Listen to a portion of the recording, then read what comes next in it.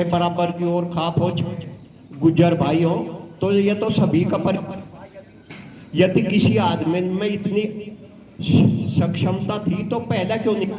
अब ये कह दें कि ये तो यार अलग से तो या तो वो हमारा भी तो प्रयास था।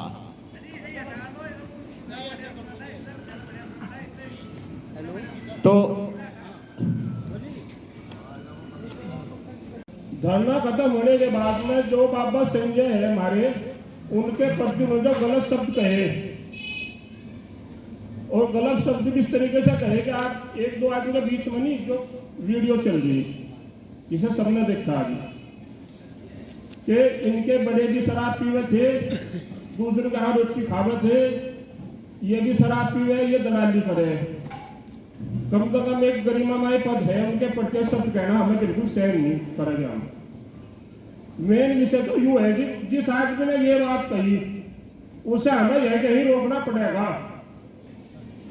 आपका वो एक शब्द भी हमारे की सम्मानित बुजुर्ग या हमारे बाबा के प्रति कह ना सके।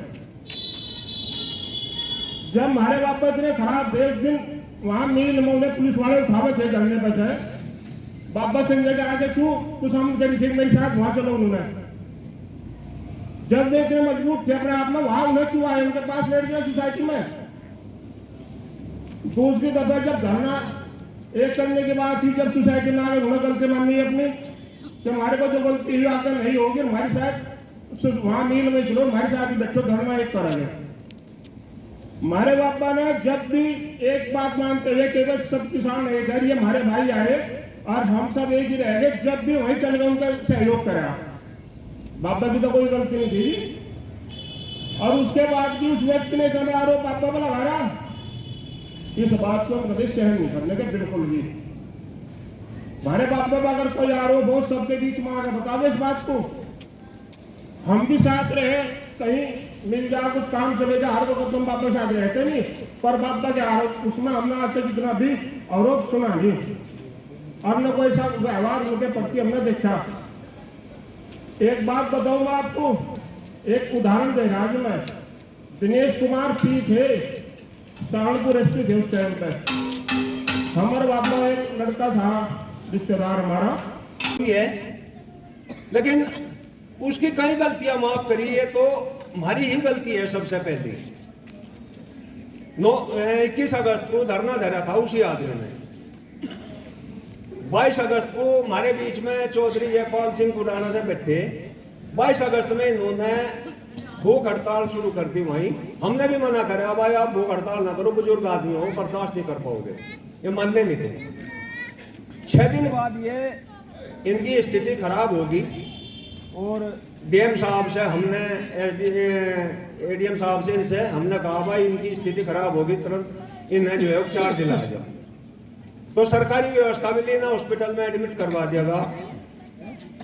वो आदमी हॉस्पिटल में आया और न जाने हम तो थे नहीं, जाकर बता उसने कि भाई जयपाल खुराना या तो रोटी खाकर अपने घर चला जाओ, और भाई मरा का वहां भुक्का मर जाओ, मेरा इसका कोई लेना देना नहीं। जिस आदमी को उसने घर जाकर बुला कर लाया और उसी के धरने में वो भूख हड़ताल में बैठ गया, उस आदमी के ऊपर उसने इतने घटिया शब्द कहे, वो हमें बहुत दुख हुआ। और शाम को वहां की सभा खत्म होने के बाद में मेरी उसकी बहस हुई, उसने नहीं मानी। तो मैं कहा भाई आज के बाद मैं तेरे समर्थन में नहीं हूं। उसके बाद भी हमारे किसान भाई उसे ये मानते चले गए कि चल भाई इसने गन्ने के लिए धरना धरा, सभी का जो है गन्ना भुगतान हो जा। फिर उसके बावजूद हमारे किसान भाई उसका समर्थन करते चले गए।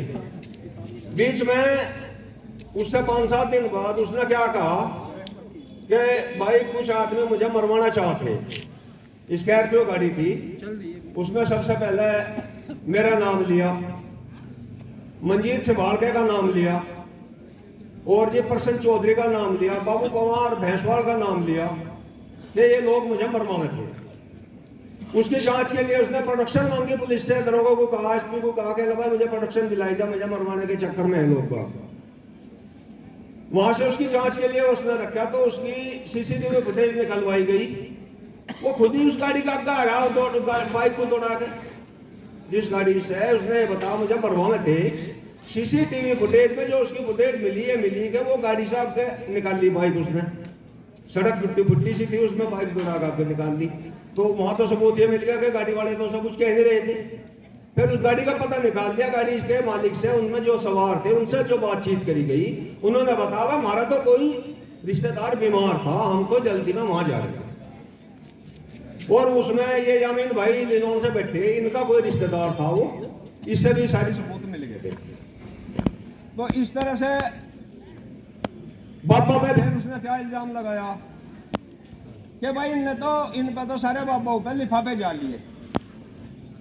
ये खेड़ी में बैठ के बिट्टू भाई बताओगे भाई, ये तो बंद हो गया, कोई बात नहीं। खेड़ी में बैठ के उसने ये उनके सामने कही, उन्होंने वो बात रखी, बाबा सीताराम ने भी वहां आकर उसे धमका, बाबा जी ने भी धमका संजय ने कि भाई तुमने ऐसी जो बात कही है घटिया बात है, गलत बात है, माफी मांग ली, चलो भाई मेरी गलती होगी, मैं आगे ऐसा नहीं करूंगा, चलो जी मोहब्बत है, चलो भाई नहीं करेगा। उसके बाद उसने एक भी आदमी जो उसके करीब जाने के बाद में उसे ये कहता था भाई तू यू गलत काम है, यू ना करे, वो से कहता है चल भाग जनता, मैं जो मन में आवेगी वो करूंगा।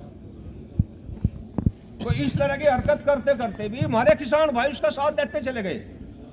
उसने अलग धरना धर लिया, मिल में चला गया, वहां जाकर घटनाएं घटता रहा, यहाँ से इसका ताला तोड़, उसका वो कर, इसका वो कर, रख लिया। बाबा उनको कहने लगा कि अलावा जो दलाल थे, जो बेईमान थे, वे तो अपने घर चले गए, और अब जो ईमानदार लोग हैं सारे यहाँ मिल में बैठ गए। भाई इस पर पुनः विचार बाबा ने का हम लोगों ने कराया, भाई ये तो एक कलंकित हो जाएंगे, और उसने जो बात कही है साबित हो जाएगी कि भाई ये वास्तव में जो है इन्होंने मिल वालों पे से कुछ ले लिया। उसी हिसाब से एक सभी सम्मानित लोगों से मिलकर हमने गांव गांव घूम के और वहां एक दूसरा धरना सोसाइटी में ही 9 तारीख में चालू कर दिया, और उसी दिन हमने डीसी ऑफिस का लॉक लगा दिया। भाई जब तक हमारा जो है समाधान नहीं होगा तब तक हम डीसी साहब को इस ऑफिस में नहीं बैठते थे। कुछ किसानों के हमारे ये भी आए संदेश कि भाई पूरी सोसाइटी को बंद कर दो, उस पर फिर विचार करेगा, 100 करोड़ पे हट गए।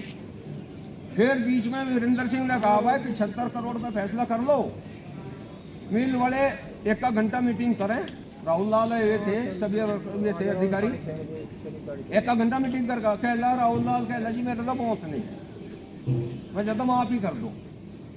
भाई माफ क्यों कर देते जब पैसा है तो, तेरे तो जुम्मे पैसा किसानों का है, तू तो कर्जबान है किसानों का, हाथ जोड़ता काम चलने का, पैसा देने से काम चलेगा। भाई हमें तो इतना भुगतान चाहिए, तो उस दिन गए होगा वापिस चले आए।